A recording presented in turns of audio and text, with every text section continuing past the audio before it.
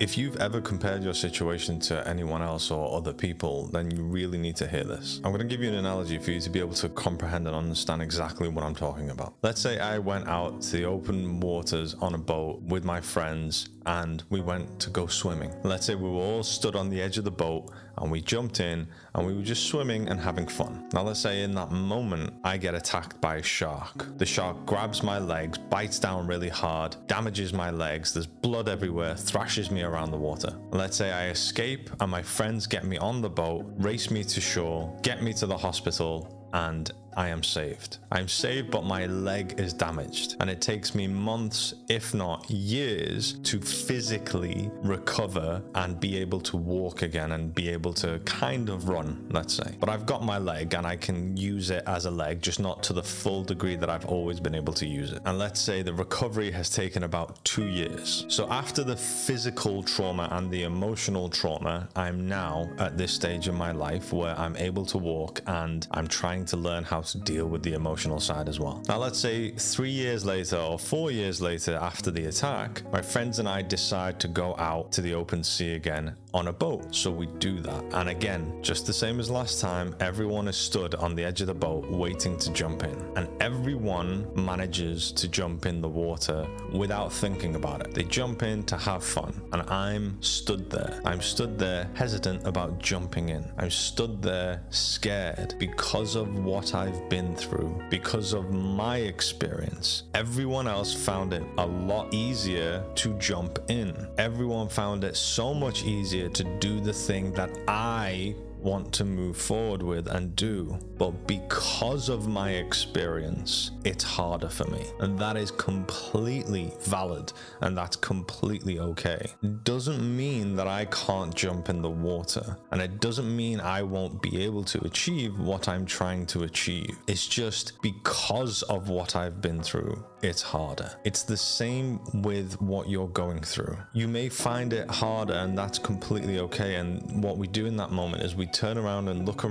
at everyone else and people like myself on social media who is talking about this stuff, and we compare ourselves. And because we compare ourselves, we're like, oh, well, that must mean I'm not as good as the person that I'm comparing myself to, because they can clearly do it and I can't. And this is unrealistic. There is no person on this earth that can't do what I teach and what I talk about. But it's also very understandable that some people will find it more challenging than others. That's very normal because of the experiences that person has been through. These are wounds. Along with that, our entire upbringing, we have been compared to other people, to other children. Throughout our experiences and the way that we've been brought up, we got compared, oh, that this person can do this, and Thingy's child does this, and they get, why is it they get good grades and you don't get good grades? Our programming has been based on being compared to others. So that's what we do as well, as a way to try and maintain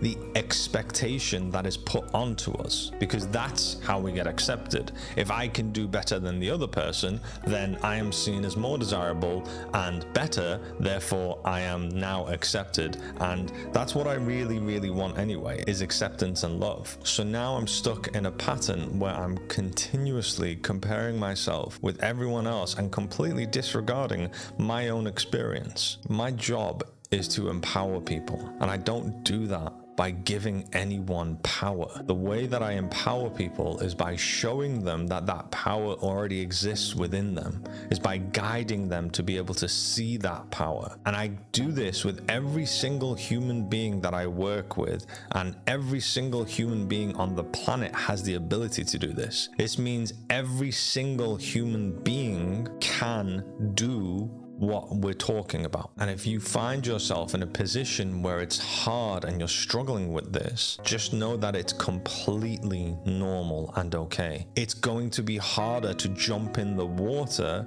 while stood on the edge of the boat after you've been attacked by a shark and nearly died. It's going to be hard to go to these parts of yourself when your entire experience in your life has been very unsafe every time you've gone to these parts of yourself. It's normal to be scared. It's okay not being okay. The way that you can move forward is by learning the tools that will allow you to be able to move forward. Learn what's going on within you, because most of the fear is your perception of the unknown. You don't really know what's happening, so you perceive that it must be this thing, and you're constantly getting told about the demons within you. There are no demons within you. We don't have demons. That's not how we work. All of the demons that we perceive to be demons are actually our inner child crying and carrying that fear.